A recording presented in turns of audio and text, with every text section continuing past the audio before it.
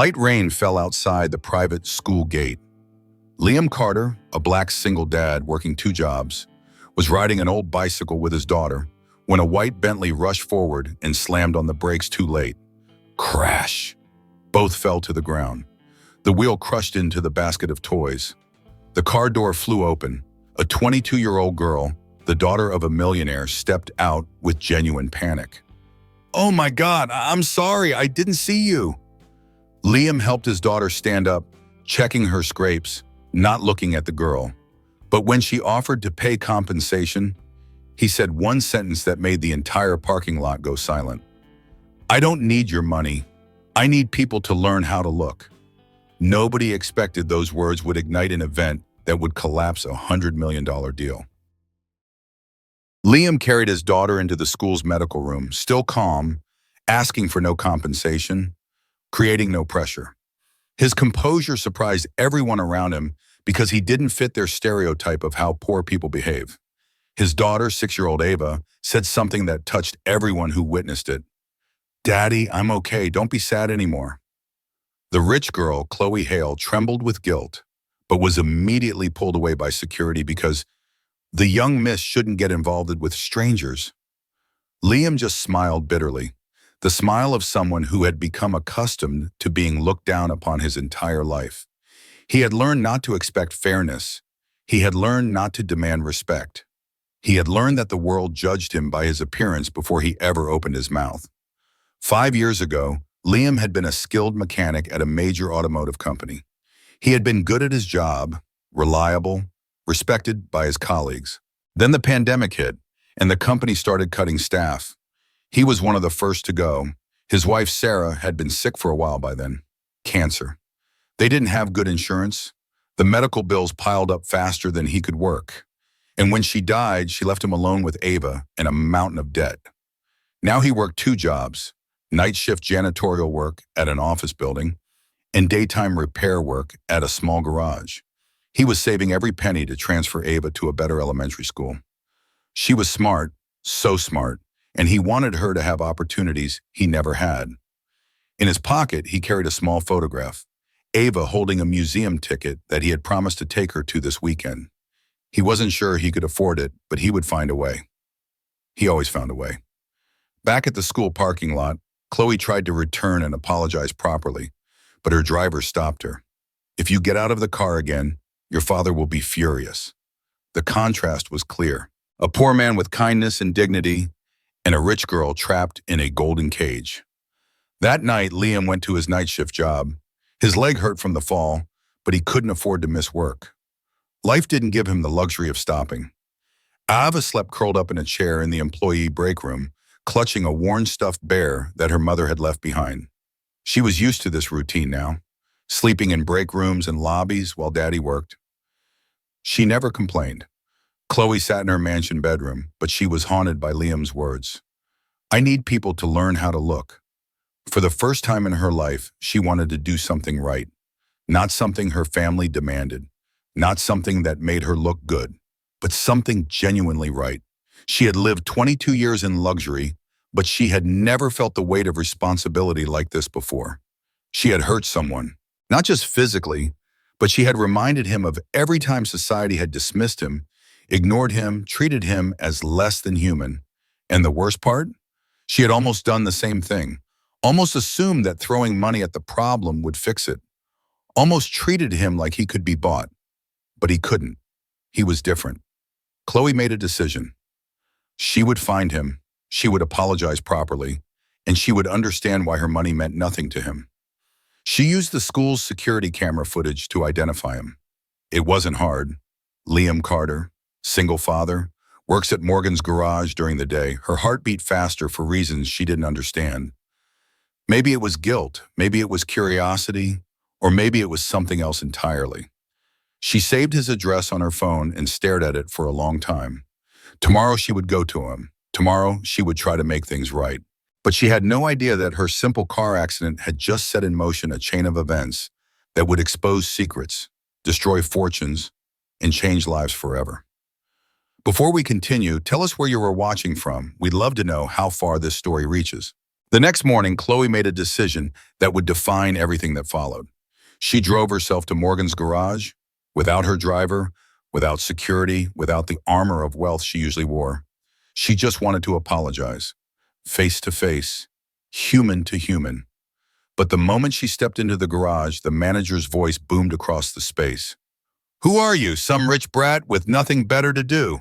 Don't bother my employees."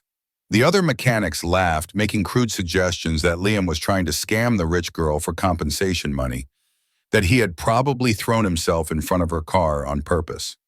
"That's what they do, isn't it?" one of them sneered. "Poor people looking for a payday."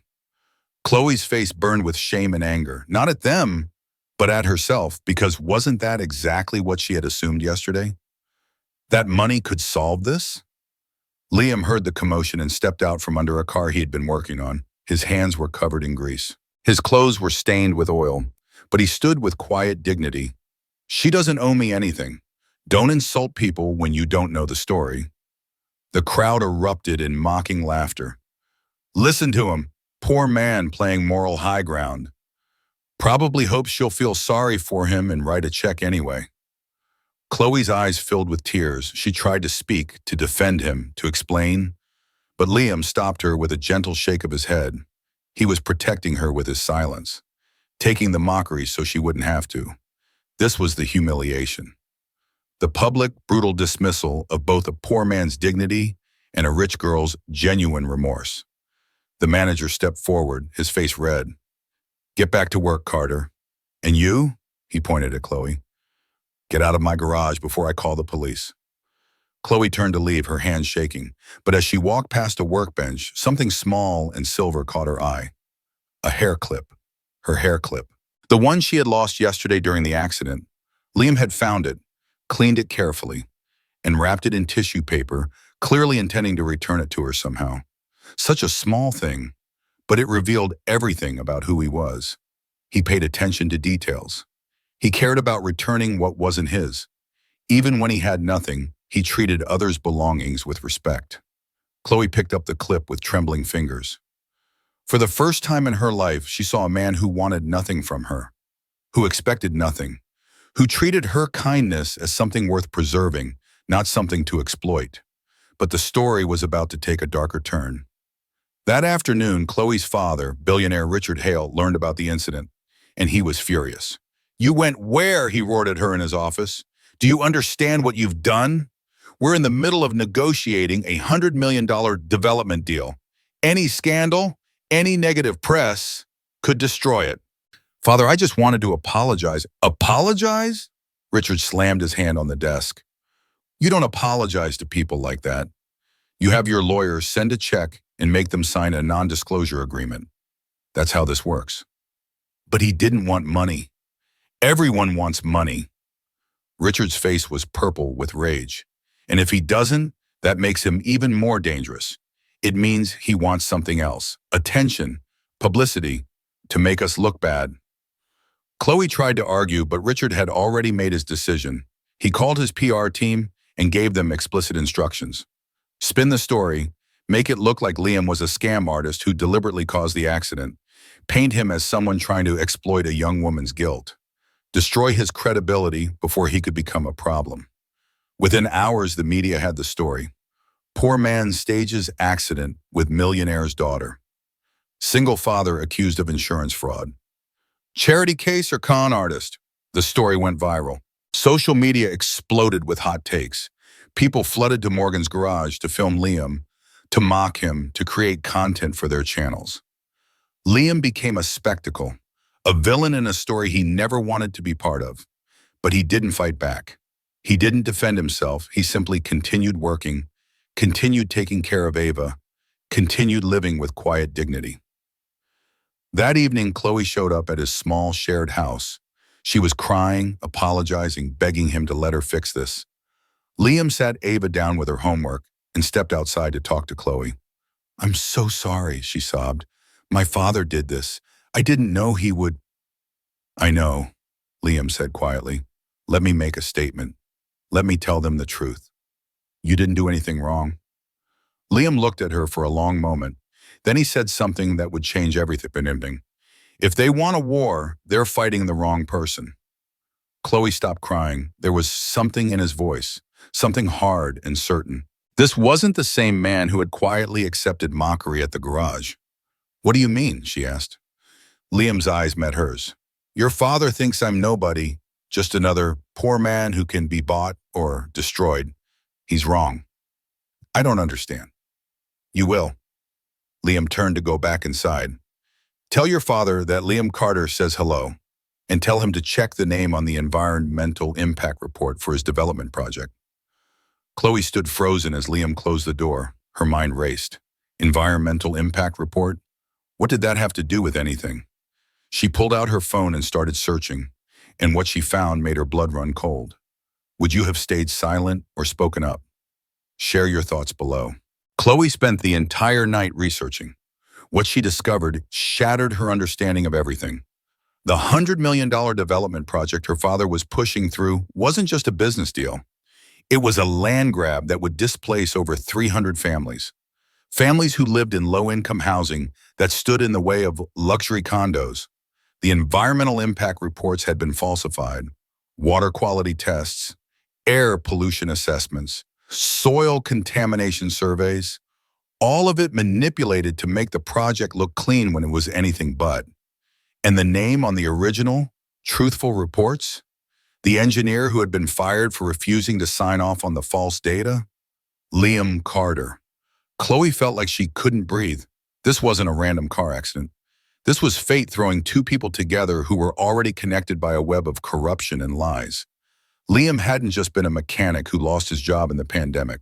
He had been a senior R&D engineer who had been destroyed for telling the truth. The next morning, Chloe drove back to Liam's neighborhood.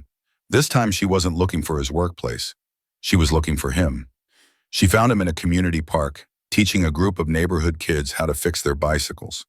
They surrounded him, laughing, asking questions. He was patient with each one, showing them how to tighten chains and adjust brakes. These people respected him, loved him. In this community, Liam Carter wasn't nobody. He was somebody important. Chloe approached slowly. When Liam saw her, he excused himself from the kids and walked over. "You found out," he said. It wasn't a question. "Why didn't you tell me? Why didn't you tell anyone?" "I tried," Liam said simply. "I filed reports. I contacted the EPA. I went to the media. Your father has very good lawyers and very good connections. Every door I knocked on closed in my face. But you still have evidence. I have copies of everything. The real data, the emails, the orders to falsify reports, all of it." Liam's expression was hard. "I've been waiting for the right moment. And hitting me with your car was that moment?" "I didn't plan that," Liam said, his face softening. "That was just bad luck. Or maybe good luck. I don't know yet." Before Chloe could respond, the roar of expensive engines filled the air. Multiple luxury vehicles pulled up to the park. Security personnel stepped out first, then Richard Hale himself. He looked furious. "Chloe, get in the car, now." "No." Richard's eyes widened. His daughter had never defied him so directly before. "I said get in the car." "And I said no." Chloe stood her ground. "Not until you tell me the truth about the Riverside Development Project." Richard's face went white. "How do you—" "I know everything." Chloe's voice shook but didn't break. "I know what you did. I know about the falsified reports. I know you fired the engineer who wouldn't lie for you." Liam stepped forward, standing between Richard and Chloe. Not aggressive but protective. "You're Carter," Richard said, recognition dawning in his eyes. "I am. You should have stayed forgotten." "I tried," Liam replied calmly, "but you made a mistake. You went after me again. You lied about me on the news. You tried to destroy what little reputation I have left." His voice grew harder. "I was willing to let the past stay buried. But you couldn't leave me alone." Richard laughed coldly. "You're a nobody, a fired mechanic. You think anyone will believe you over me?" Liam pulled a small USB drive from his pocket. "They don't have to believe me. They can believe the data, the real data, the reports you buried, the emails you thought were deleted." Richard's expression changed from amusement to fear. "You're bluffing." "Am I?" Liam turned to address not just Richard, but the small crowd that had gathered. Neighbors, parents, kids, all watching. This project your company is pushing will poison the water supply for everyone in this area. It will contaminate soil for a generation, and it will force 300 families out of their homes. A murmur ran through the crowd. My daughter almost died from cancer caused by environmental toxins, Liam continued, his voice breaking slightly. Sarah, my wife, did die from it. I won't let that happen to other families, not if I can stop it. Richard stepped forward aggressively. You have no proof that... I have all the proof. Liam held up the USB drive, and I've already sent copies to the EPA, to 3 different news organizations, and to your board of directors. The silence that followed was deafening. Richard's face went from white to red to purple. You've just destroyed everything. That development deal was worth $100 million. I know, Liam said quietly, and it's worth every penny to stop you from poisoning more families. Chloe looked at her father with horror and disappointment. Is it true, all of it? Richard couldn't meet her eyes. Business requires difficult decisions. Difficult decisions? Chloe's voice rose. You were going to poison people. For money. You don't understand how the world works. I understand perfectly. Chloe turned away from him. I understand that you're willing to destroy lives for profit. I understand that you fired a good man for telling the truth. I understand that you're not the person I thought you were. Richard reached for her arm. Chloe, don't touch me. She pulled away. I'm done being your perfect doctor who doesn't ask questions. At that moment, news vans began arriving. The media that Richard had used to destroy Liam's reputation was now here to document Richard's downfall. A reporter shoved a microphone toward Liam. Mr. Carter, is it true that you have evidence of environmental fraud in the Riverside Development Project? Before Liam could answer, Chloe stepped forward. Yes, he does. And I'm prepared to testify that my father knowingly falsified environmental reports. The cameras turned to her. Richard looked like he might collapse. His own daughter, exposing him on live television. This man, Chloe continued, pointing to Liam, never asked for money. He never asked for attention. He just wanted people to do the right thing. And when they wouldn't listen, he was willing to lose everything to protect this community. She looked at Liam, tears streaming down her face. He's more honorable than anyone I've ever known. The crowd erupted in applause. People who moments ago had been neutral observers were now standing with Liam. Richard Hale, one of the most powerful men in the city, stood alone, abandoned by his daughter, exposed by the man he tried to destroy. The $100 million deal was dead, but something more important was born. Truth, justice, and the beginning of something neither Liam nor Chloe expected. The days following the confrontation were chaotic. Media coverage was relentless. The board of directors at Hale Group called emergency meetings. Shareholders demanded answers. But in the middle of the storm, something beautiful happened. The community rallied around Liam. People who had believed the lies came to his garage to apologize. They brought food, toys for Ava, offers of help. The neighborhood that had always quietly respected him now openly celebrated him. You saved our homes, one elderly woman told him, crying. My grandchildren live here. You saved them. Ava received a full scholarship to the private school. The headmaster personally apologized for any assumption that had been made about their family. Chloe visited often, not as the millionaire's daughter anymore, but as someone trying to figure out who she really was.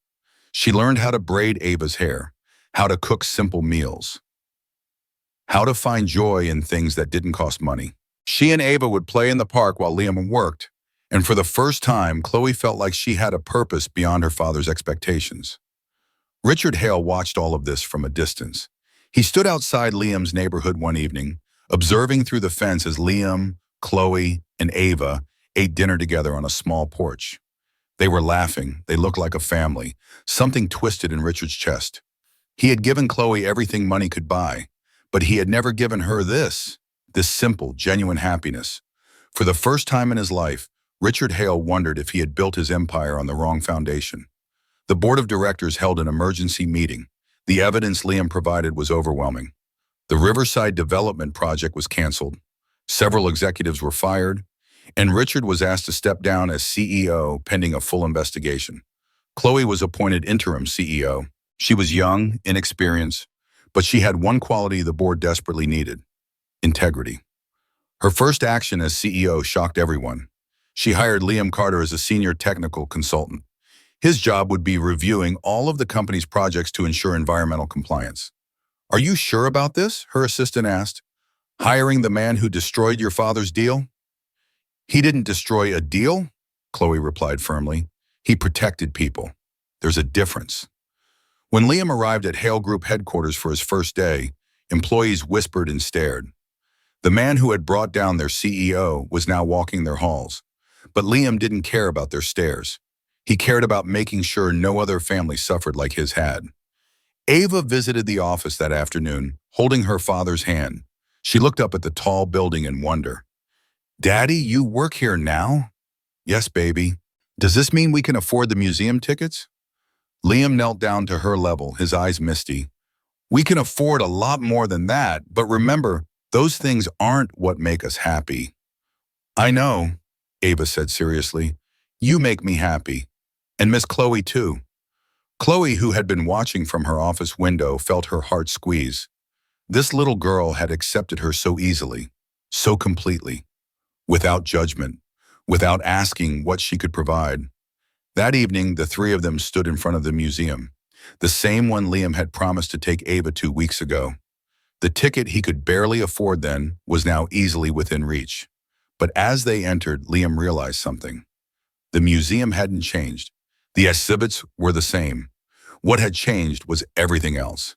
He had his dignity back. He had justice. And he had people who cared about him not for what he could provide, but for who he was. Ava ran ahead to the dinosaur exhibit, her laughter echoing through the halls. Chloe slipped her hand into Liam's. He looked down at their joined hands in surprise. "Is this okay?" she asked nervously. Liam squeezed gently. "Yeah, this is okay." They stood together, watching Ava explore with childish wonder, and both of them felt something they hadn't felt in a long time. Hope, not for money or status or power, but for something simpler and infinitely more valuable: a chance to be happy, together. I used to think that rich people and poor people lived in completely different worlds, that we would never understand each other, that the gap was too wide to bridge. But the night I saw Chloe crying because she was afraid of becoming like her father, I realized something important. We're all just trying to find peace. Rich or poor, we all want the same things: love, safety, a sense that our lives matter. I never imagined that a car accident would change everything. One moment I'm riding a bike with my daughter. The next, I'm standing in the middle of a corporate scandal that brings down a $100 million deal. But here's the thing. That deal deserved to die. It was built on lies and greed. It would have hurt so many people. And if destroying it meant I could protect families like mine, then it was worth it. Ava told me that Chloe is like a light in our darkest days. And she's right. Chloe brought something into our lives that we didn't even know we were missing. Not money, but hope. The belief that people can change, that goodness can exist even in places you don't expect it. When I signed in my contract as a technical consultant, it wasn't about the salary, though I won't lie, the salary helps. It was about being trusted. For the first time in years, someone looked at me and saw value, saw potential, saw a person worth investing in. The $100 million deal is dead. Richard Hale's empire is shaken. But hundreds of families still have their homes. The water will stay clean. Children will grow up healthy. Chloe said I saved the city. I think she saved herself. She had the courage to stand up to her father, to choose truth over comfort. That takes more strength than anything I did. Some nights, the three of us walk past fancy restaurants, places I could never afford before. Ava looks up at them with wonder and asks, "Daddy, can we go in through the front door now?" And the answer is yes, we can. But more importantly, we don't need to. Because we've learned that the best meals aren't always in expensive restaurants. Sometimes they're on a small porch with plastic plates and laughter that money can't buy. Chloe still struggles with her relationship with her father. Richard is trying to rebuild his reputation, trying to make amends. I don't know if he'll succeed, but I hope he does. Not for his sake, but for Chloe's. Everyone deserves a chance at redemption. Last week, Ava had her 7th birthday. We celebrated with a homemade cake. Chloe and I sang to her, completely off-key, and Ava laughed so hard she nearly fell off her chair. Looking at that moment, at my daughter's joy, at Chloe's smile, I realized something profound. Family isn't always the people you're born with. Sometimes it's the people who show up, who stay, who choose you even when choosing you is hard. Our family was created from what seemed like the worst moment, a car accident, a public humiliation, a scandal. But those terrible moments led to something beautiful. I don't know what the future holds, whether Chloe and I will become something more than friends, whether Richard will ever truly change, whether the company will survive the scandal. But I know this, we'll face it together, as a family, built not on money or status, but on respect, trust, and love. And that's worth more than any $100 million deal. If you believe stories like this deserve to be told, leave a comment and subscribe to Strong Dad Stories. We tell the stories that shouldn't be forgotten.